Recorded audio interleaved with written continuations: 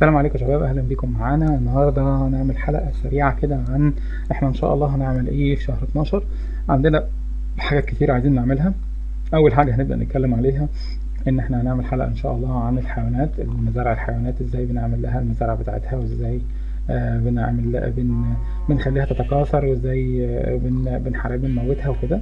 تاني حلقه معانا هنعملها عن الحيوانات اللي ما بتتاكلش، الأحصنة. وكان في هنا قطط وديابة بس تقريبا اختفوا، معرفش ليه، يلا مش مهم.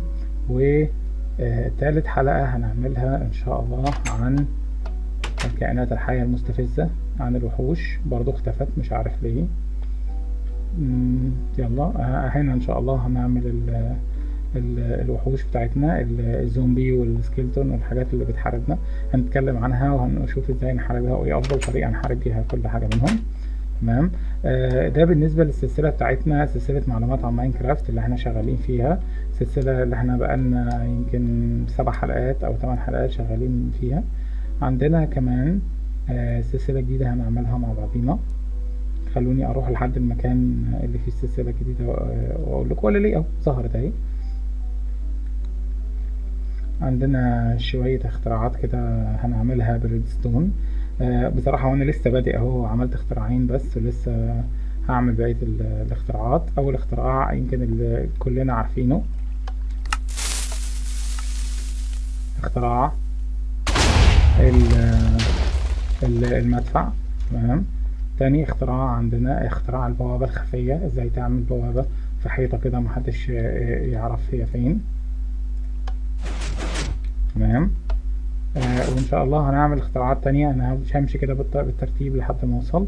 وان شاء الله هبدأ سلسلة تانية عن الماينكرافت سيرفرز، عن ازاي تخبي البيت بتاعك في بيت مستخبي هنا.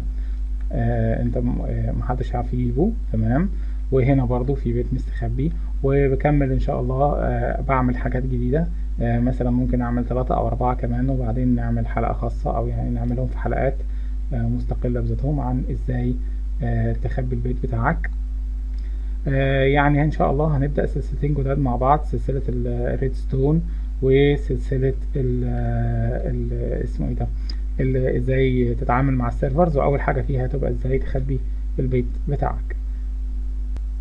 تالت حاجة معانا، او رابع حاجة بقى دلوقتي، عشان احنا قلنا 3 حاجات اوريدي.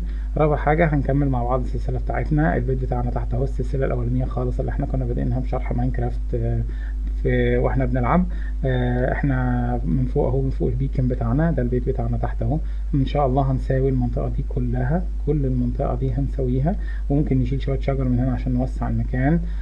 واعتقد برضو كمان هظبط المنطقة الحتة دي كده شوية بحيث نضم الجزء ده معانا في المكان بتاعنا. هعمل منطقة مسوية جاهزة عشان نعمل فيها كل الحاجات اللي احنا عايزين نعملها، مزارع الأكل ومزارع الحيوانات، عشان نقدر بعد كده نطلع نستكشف العالم بتاعنا.